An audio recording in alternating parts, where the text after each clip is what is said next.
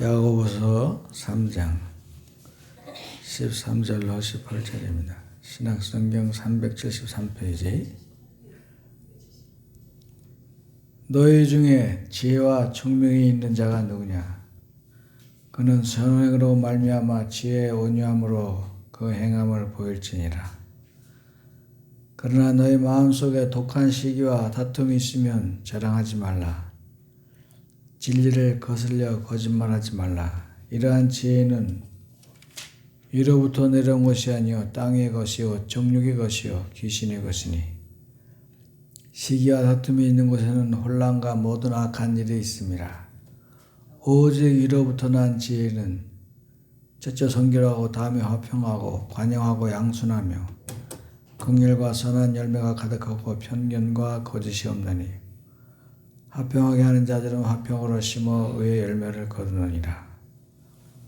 아멘. 오늘은 이 말씀으로 주 앞에서 낮추라 그리하면 너를 높이시리라. 이런 제목으로 은혜를 나누고자 합니다. 오늘 아침에 나오는데 햇살이 여름 햇살처럼 뜨겁고 오늘은 30도까지 올라간다 그래요. 올 여름엔 꽤 더울 거라 그러는데 난로를 다 껐습니다.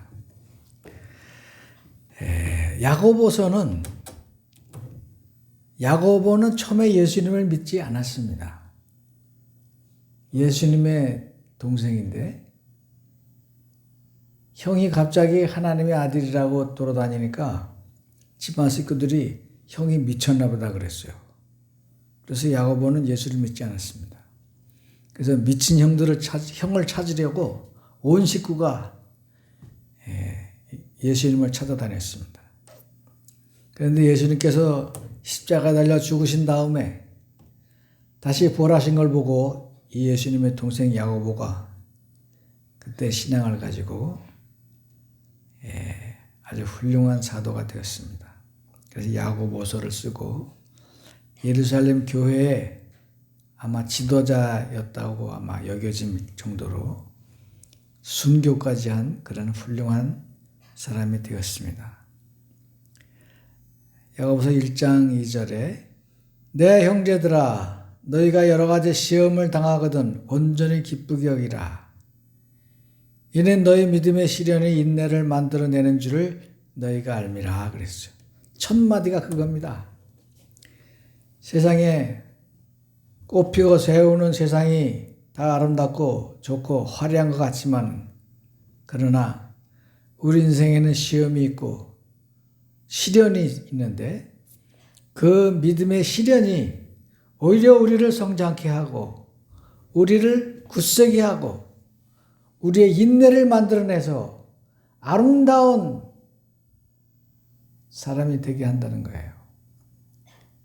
그래서 우리 인생에 해만 비치면 어떻게 되냐? 사막이 됩니다. 비가 안 오고 햇살만 비치는 데가 바로 사막이에요. 인생이 좋은 것만 있을 수는 없습니다. 때로는 비도 내리고 바람도 불고 천둥도 치고 그렇지만 그것들이 우리의 생활을 풍성하게 하고 또 우리가 신앙적으로 풍성하게 하고 그리고 비 내리고 또 겨울이 지나고 여름이 지나면서 꽃피고 새우는 시절도 오는 것입니다.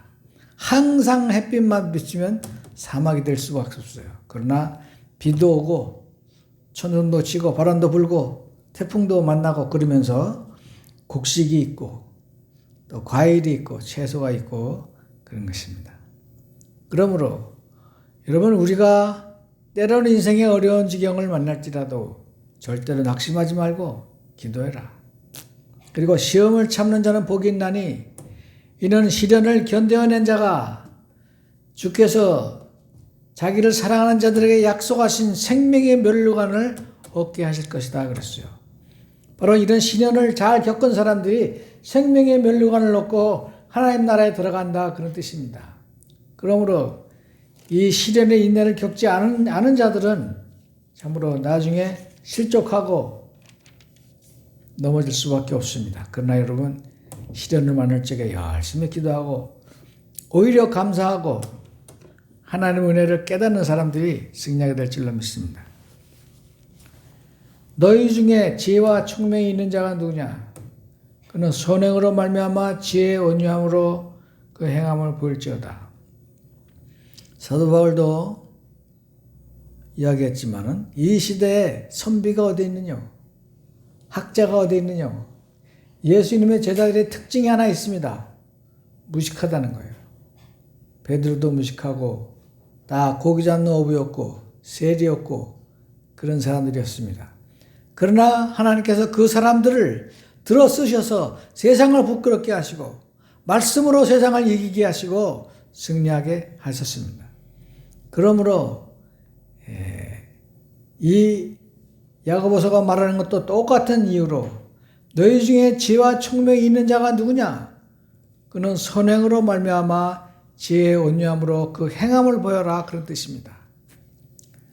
그런데 우리가 교회 다니면서도 세상에 대해서 참 이상한 일이 많아요. 교회 다니는 사람들이 은혜를 끼치지 못하고 나 자신도 내 생각과는 달리 세상이 때로는 거꾸로 보여지는 경우가 많습니다.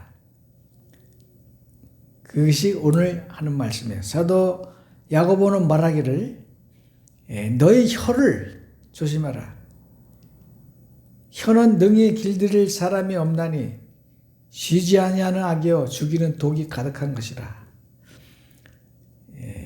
자동차로 말하면 핸들 같은 것이죠. 이리 돌리면 저리 가고 저리 돌리면 저리 가고 그러는 것처럼 우리의 인생을 우리의 혀가 주장한다, 그런 뜻입니다. 그래서 우리가 나중에 심판을 받을 적에도 우리가 말한 것에 대해서 심판을 받습니다. 우리가 말한 것에 대해서 책임을 져야 돼요. 그래서 성냥불 하나가 얼마나 큰 나무를 태우고 담배꽁초 하나가 큰 산불을 내잖아요. 도봉동인가 미아리에서 큰 아파트에 불이 나서 사람들이 여럿 죽었는데 그 원인이 할아버지가 담배를 피우고 꽁초를 끄지 않은 데 원인이 있어요. 줄담배를 폈대요. 하루 종일 줄담배를 폈는데 꽁초를 그냥 둔 거예요. 그게 꽁초가 불이 났는데 나도 참 희한한 일이 있었는데 지난주에 번개탄을 붙이는데 바람이 불기 때문에 내가 번개탄을 화분에다가 붙였어요. 종이를 화분에다 불을 딱 붙여서 번개탄을 붙였습니다. 그리고 들어갔어요. 거기 남은 종이는 거의 다 탔어요. 그래서 나는 꺼질 줄 알았어요. 근데 한 30분 있다가 어디서 플라스틱 타는 냄새가 나는데 그 꺼질 줄 알았던 종이가 플라스틱 화분을 다 태운 거예요. 이렇게 나 그걸 깜짝 놀랐어요. 와, 나는 번개탄을 살리려고 화분에다가 바람 불지 말라고 종이를 태워서 번개탄만 딱 붙여서 들어왔는데 그 불이 꺼질 줄 알고 그냥 끄지도 않고 그냥 들어왔어요. 근데 그게 불이 나면서 큰 화분이 싹 녹아서 없어졌어요. 그리고 정말 조금 더 있었으면 그 화분 때문에 불이 붙을 뻔했어요. 나가서 보니까 그 바닥에 다 녹아있고 불꽃이 있더라고요. 이렇게. 그래서 불이 얼마나 무서운지 모릅니다. 지금 또 산불이 날 때가 됐죠. 요즘 가물고 건조해서 누가 담배꽁초 하나 던지면 큰 불 납니다. 이와 같이 담배꽁초 하나 때문에 강화도 산간이 다 불타는 것처럼 종이장 하나 때문에 큰 불이 나는 것처럼 우리의 혀가 우리가 생각 없이 한 말들이 우리의 인생에 불을 태운다, 그런 뜻이에요. 그래서 말을 항상 조심해라. 근데 말은 길들일 사람이 없다 그랬어요. 혀는 능히 길들일 사람이 없나니 쉬지 않은 악이요 죽이는 독이 가득한 것이다. 그래서 나도 이 성경을 읽으면서 내가 말을 잘한다고, 지난주에도 어떤 그 홍조 아저씨 딸이 전화가 됐어요. 그 동생이 와서 형 출마했다고 받으려고 그래서 너희 누나 잘 있냐 그랬더니 전화를 연결해 주는데 나를 기억하더라고. 걔가 상패 초등학교 나보다 1년 후배예요. 걔는 18회, 나는 17회. 부섭이는 14회. 그런데 나를 기억하는데 아유 그때 국민학교 때도 말을 그렇게 똑소리 나게 잘했대 나보고. 하여튼 학급회의 할 때 내가 얼마나 웃기는지 유리창에 애들이 새까맣게 붙었어요. 딴 학년의 애들이 집을 안 가고 우리 학급회의 하는데 옆에서 구경해. 내가 발언하는 거 들으려고. 그렇게 웃겼어요. 그때부터 내가 말빨이 있었습니다. 그러나 그렇게 말을 잘하는데 실수가 있을 때가 간혹 있더라고. 나도 말을 항상 잘하는 게 아니라 잘하려고 하다 보니까 잘한다 하면 더 잘하려고 그러다 보니까 실수를 많이 합니다. 그래서 말로써 말 많으니 말 많을까 하노라. 우리 조상도 그런 말을 했는데 한 입에서 찬송과 저주가 나오는도다. 찬양을 열심히 하고 가다가도 교회 나가서 주차장에서 싸우고 주차한 문제 때문에 장로님들이 싸우고 그렇게 한 입으로 샘이 어찌 한 구멍으로 단물과 쓴물을 내겠느냐. 그러나 너희는 그렇게 한 입으로 찬양하고 나와서 또 그 입으로 남을 저주하는구나. 그 뜻입니다. 그래서 너희 중에 지혜와 총명이 있는 자가 누구냐. 그는 선행으로 말미암아 지혜의 온유함으로 그 행함을 보일지어다. 그러나 너희 마음 속에 독한 시기와 다툼이 있으면 자랑하지 말라. 진리를 거스려서 거짓말하지 마라.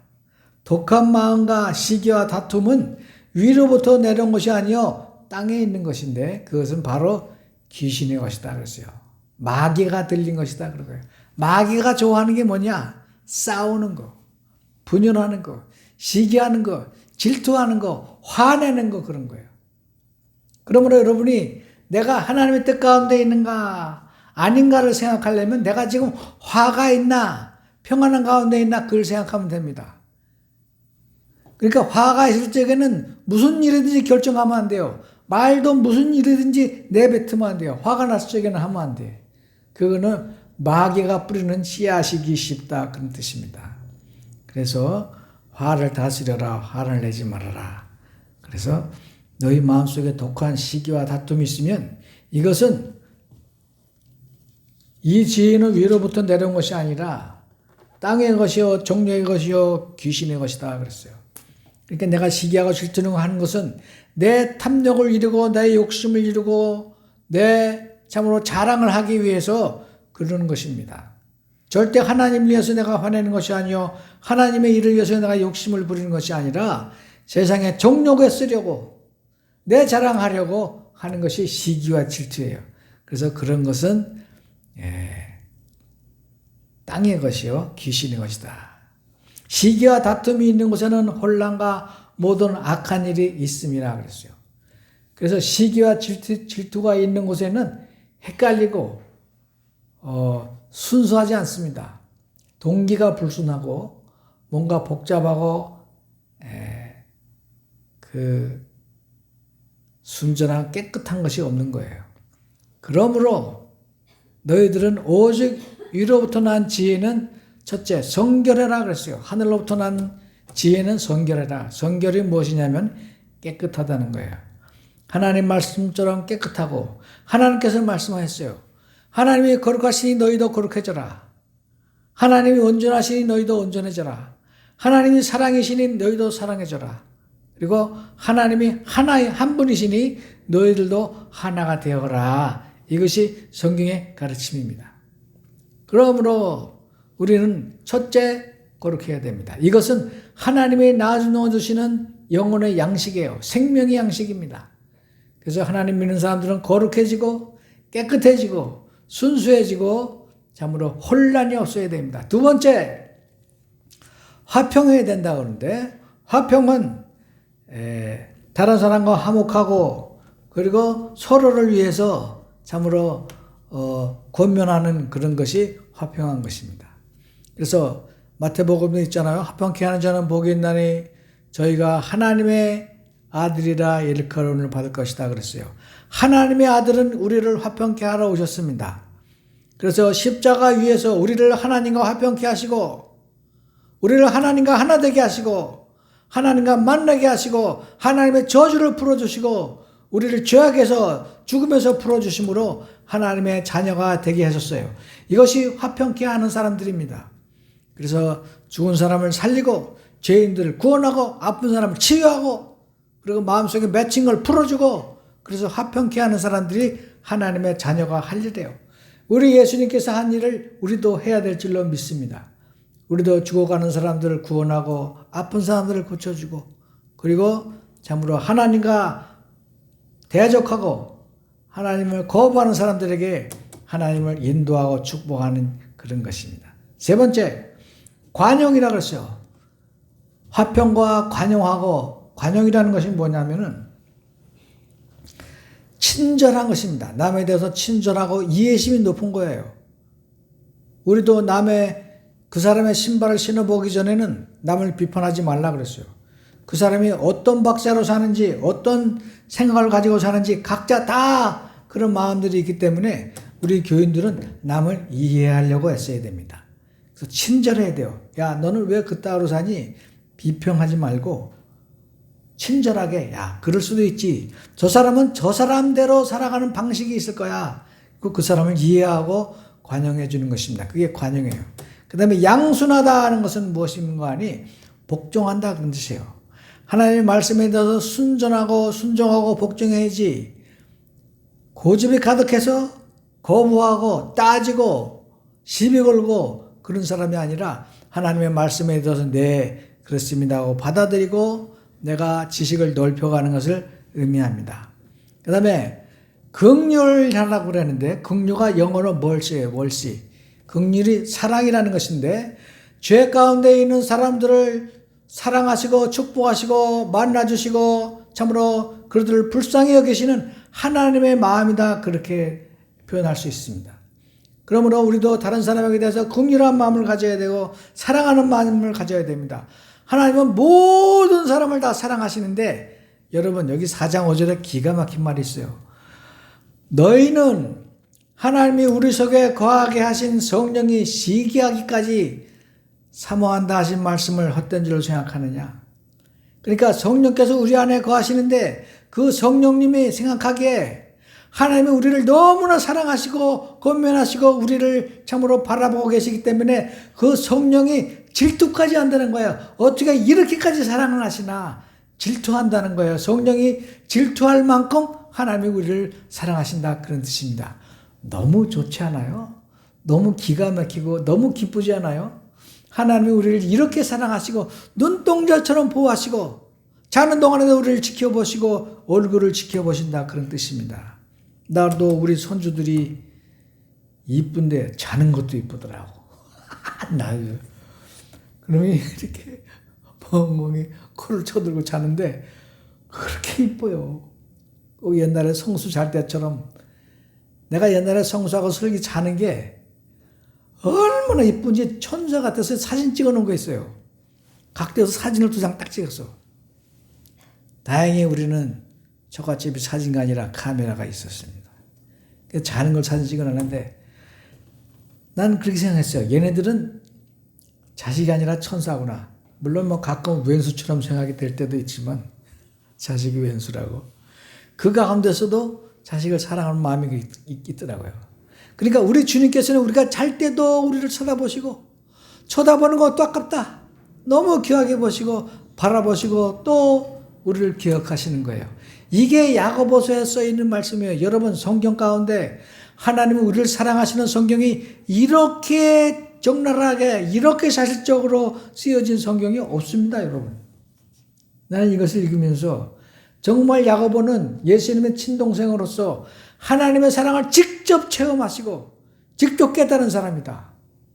그런 뜻이에요. 너희는 하나님이 우리 속에 거하게 하신 성령이 시기하기까지 우리를 사랑하신다 하신 말씀을 헛된 줄로 생각하느냐. 그게 거짓말인 줄 아느냐. 바로 그 말씀이에요.